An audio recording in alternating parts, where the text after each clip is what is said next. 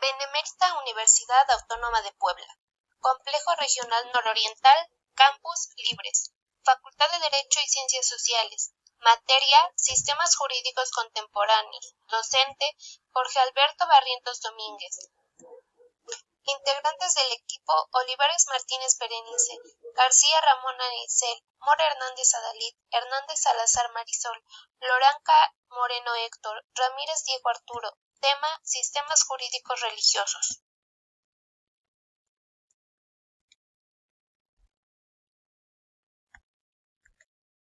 Origen histórico. Los árabes antes de Mahoma eran politeístas. Estos estaban divididos en razas, y estas a su vez estaban divididas en tribus, y cada familia tenía su propio culto. Mahoma perteneció a la tribu de los coreichitas. Él fue el que fundó el Islam. Se dice que el ángel Gabriel fue el que le reveló esta encomienda. Origen geográfico. La religión islámica tiene su origen geográfico en Arabia. Esta península se encuentra entre el Mar Rojo y el Golfo Pérsico. Características. Este sistema jurídico separa el derecho secularizado y las normas de origen religioso. La familia más importante es la del derecho musulmán. Fuentes: primogenia del derecho. El derecho musulmán tiene como fundamento el Corán. Se dice que el Corán le fue revelado a Mahoma y este tiene contenido religioso y moral. Inseparabilidad de religión y derecho. La ley es entendida como un deber civil y religioso, uno inseparable del otro. Todos los actos humanos están dentro de 5 categorías. 1. Lo que Dios ha ordenado. 2. Lo que ha recomendado. 3. Lo que ha dejado legalmente indiferente. 4. Lo que ha reprobado. Y 5. Lo que ha prohibido. Regiones geográficas en las que se ubica. Afganistán, Arabia Saudita, Argelia, Bahrein, Bosnia, Bután, Camboya, Egipto, Emiratos Árabes Unidos, Etiopía, India, Irak, Irán, Israel, Jordania, Kazajstán, Kuwait, Kirguistán, Líbano, Maldivas, Marruecos, Omán, Qatar, Siria, Sri Lanka, Dagestán, Turkmenistán, Turquía, Yemen, Uzbekistán.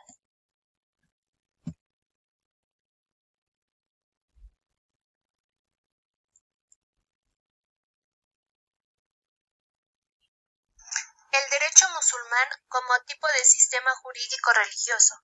Los sistemas jurídicos religiosos no constituyen familias, son independientes entre sí y ninguno agrupa una pluralidad de derechos nacionales. Mahoma y el Islam. Mahoma fue fundador de la religión musulmana. Él nació en la Meca y era parte de la tribu de los coreichitas. A Mahoma se dice que se le apareció el ángel Gabriel y desde ese momento comenzó a predicar el Islam. La doctrina que predicó tiene como base la creencia en Dios y en el profeta Mahoma. Mahoma impuso a sus fieles el cumplimiento de los 5 pilares de la sabiduría. Son los siguientes: profesión de la fe, la oración, ayuno, limosna, peregrinación a la Meca. Arabia como centro islámico. Arabia Saudita tiene fácil acceso al continente europeo y africano. Así pudo llegar el Islam a diferentes países.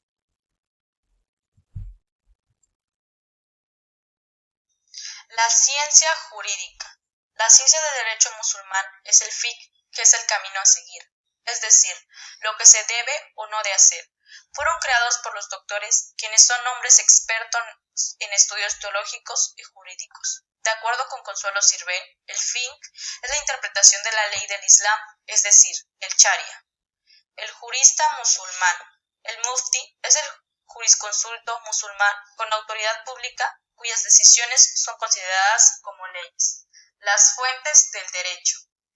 Después de la muerte de Mahoma, el Corán comenzó a ser insuficiente como norma de conducta en todas las cuestiones dogmáticas, rituales y jurídicas, así que se requirieron de otras fuentes. El Corán, o Alcorán, es la obra más importante de la cultura oriental, es un libro sagrado del Islam y la primera fuente histórica. Contiene la doctrina transmitida por Mahoma a sus seguidores, revelada por Alá a través del arcángel Gabriel. Está dividido en 114 capítulos llamados asuras, y cada capítulo en versículos denominados aleya. Es un código civil y religioso en el que se regulan las prácticas de culto y las relaciones legales entre los musulmanes y la sociedad civil. Contiene tradiciones judías, cristianas y árabes. El Sunna es la segunda fuente histórica en el cual significa modelo o ejemplo a seguir. Representa el modo de ser y conducirse del profeta. Sirve como guía para los creyentes. Está constituido por un conjunto de parábolas relativas a los actos y palabras de Mahoma. También se incluyen las prácticas y costumbres que el profeta hizo tácitamente.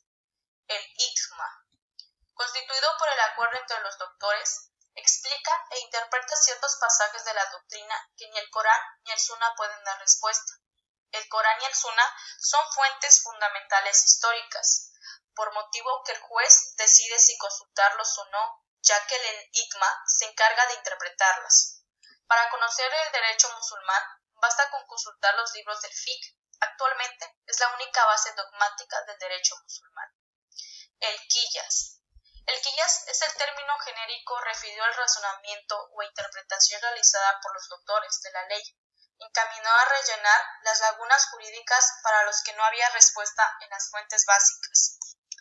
El Ijtihad hace referencia a deducciones a las que puede llegar un jurista cualificado con el propio esfuerzo y apoyándose de las fuentes principales y haciéndose responsable sobre él ante Dios. El Ijtihad es como un derivado del Ijma, que supone un esfuerzo personal para dictaminar una resolución sobre una cuestión planteada que supone una novedad en la interpretación tradicional. Es decir, se trata de una opinión independiente, lograda con esfuerzo y bajo la responsabilidad personal.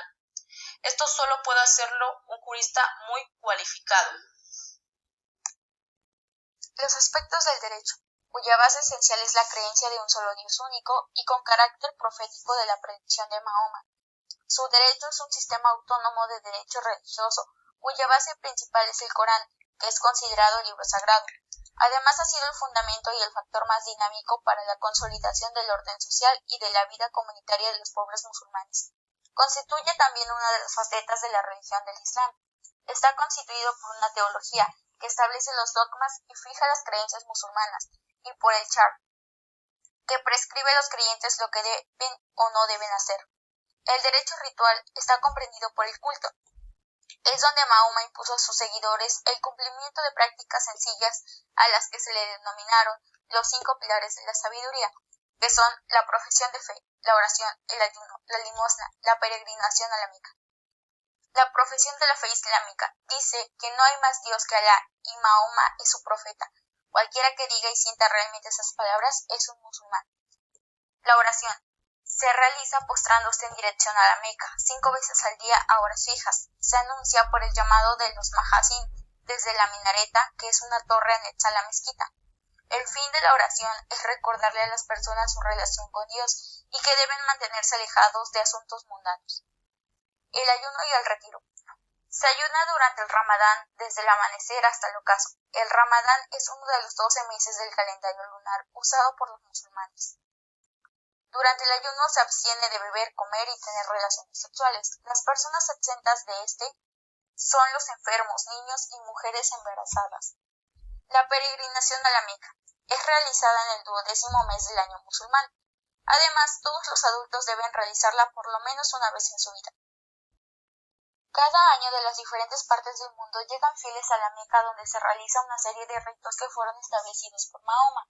Estos ritos son dar vueltas alrededor de la Kaaba, besar la piedra negra, correr 7 veces entre los montes cercanos, apedrear un pilar que representa al diablo, sacrificar ovejas, reunirse en la llanura de Arafat.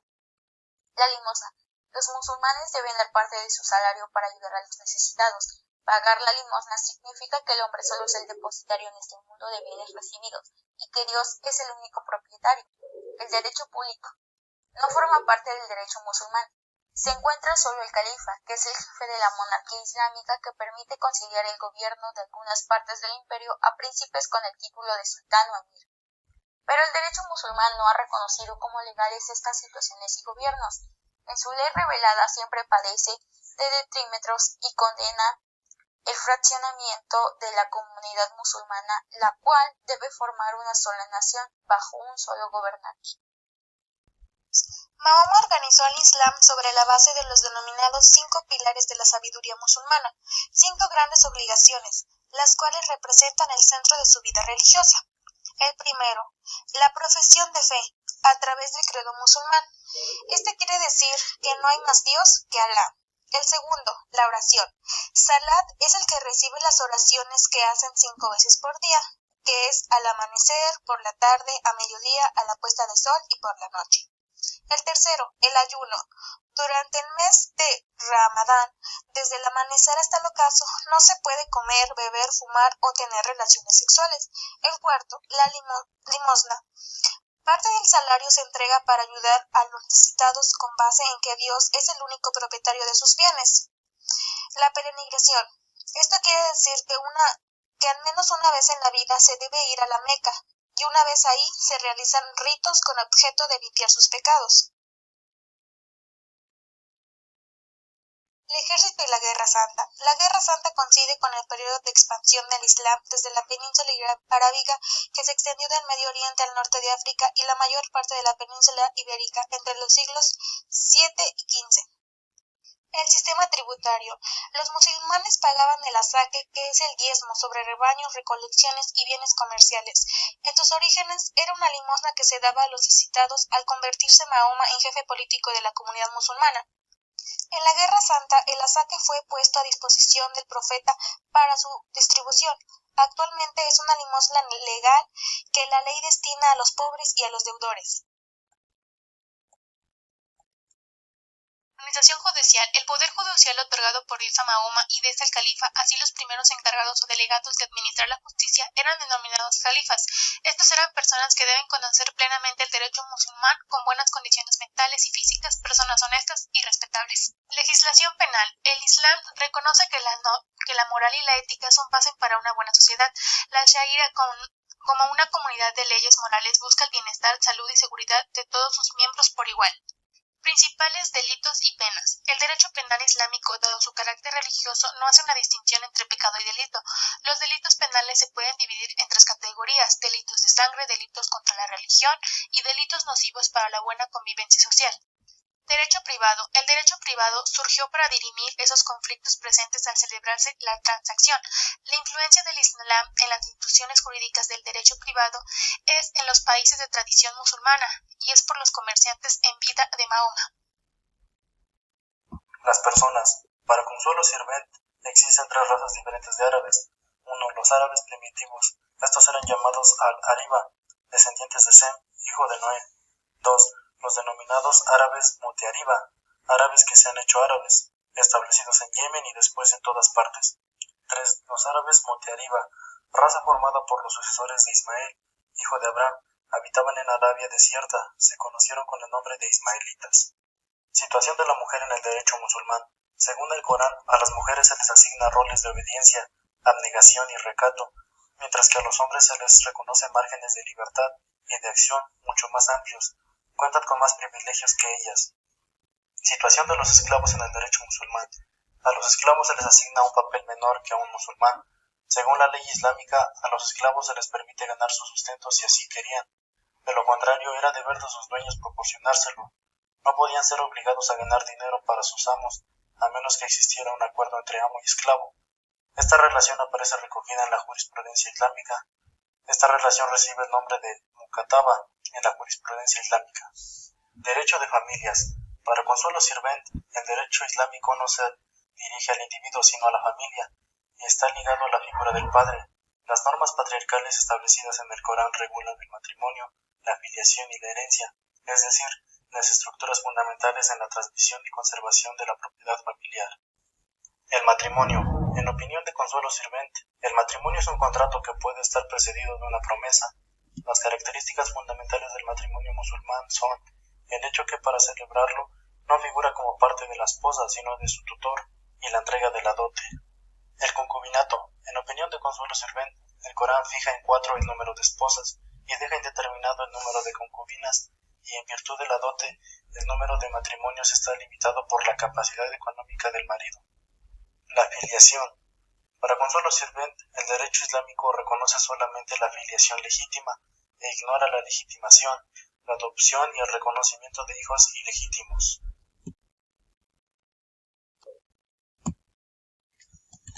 La tutela.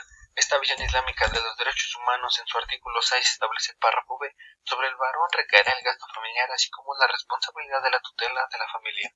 Para Francisco Vidal Castro, el derecho maleki, en consonancia con las otras escuelas jurídicas ortodoxas, desarrolla un importante inversionismo en el ámbito del derecho de los niños y les dedica una considerable atención. Además, para responder a las diferentes necesidades del niño según su edad, el derecho distingue funciones y obligaciones para cada una de las etapas de la vida del menor, con el mismo objetivo de proteger a la persona, los intereses y patrimonio del niño. Derecho patrimonial. Para Regina Ingrid Díaz, en cuanto a la propiedad privada en la época preislámica, no existe la propiedad individual, predomina la propiedad colectiva de las tierras, aguas, animales y cultivos, siendo titular la tribu. Solo los artículos de homenaje eran objeto de propiedad personal. La propiedad individual surge con la llegada y la adopción del Islam, aunque sigue existiendo la propiedad común del agua y pastos. Con la adopción del Islam, al individuo figurar personalmente en la vida jurídica, por ser su adhesión a la nueva fe, cosa suya individual. Derecho accesorio. Para Jorge López, la característica principal de la acción musulmana es la que las disposiciones legales son imperativas y rige el principio aganaticio familiar sobre la base de la preeminencia del varón sobre la mujer, de suerte que el hombre hereda el doble que la mujer. El derecho musulmán conoce la libertad de testar, ya que los herederos están determinados por la ley, y 2/3 partes de la herencia están tajantemente determinadas por la norma, y el testador solo puede disponer de 1/3 de sus bienes, por ese tercio se puede dejar a limitadas personas, no es libre para dejarlo a cualquiera. El testador no puede ni desheredar a un miembro de su familia ni aumentar por su cuenta la cuota que le corresponde a cada uno en la sucesión, ya que el orden de suceder y las partes de cada heredero son inmutables.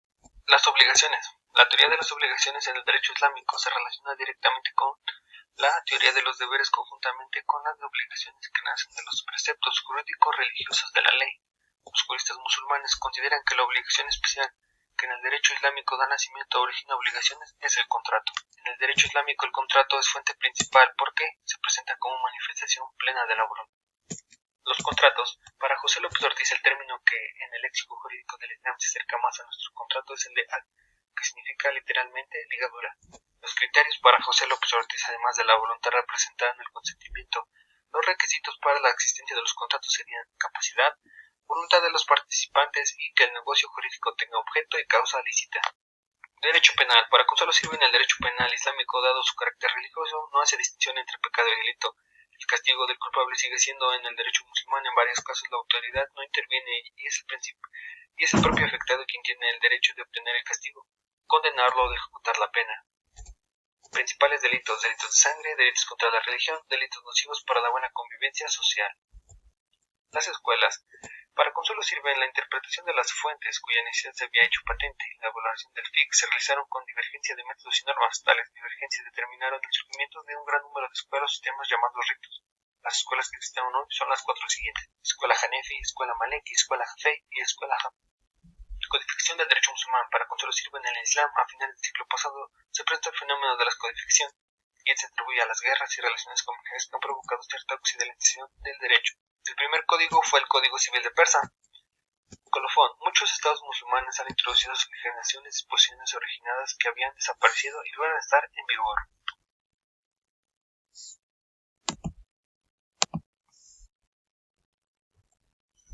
Esperando que esta información les sea de ayuda y les sirva de mucho para entender un poco sobre los sistemas jurídicos religiosos, gracias.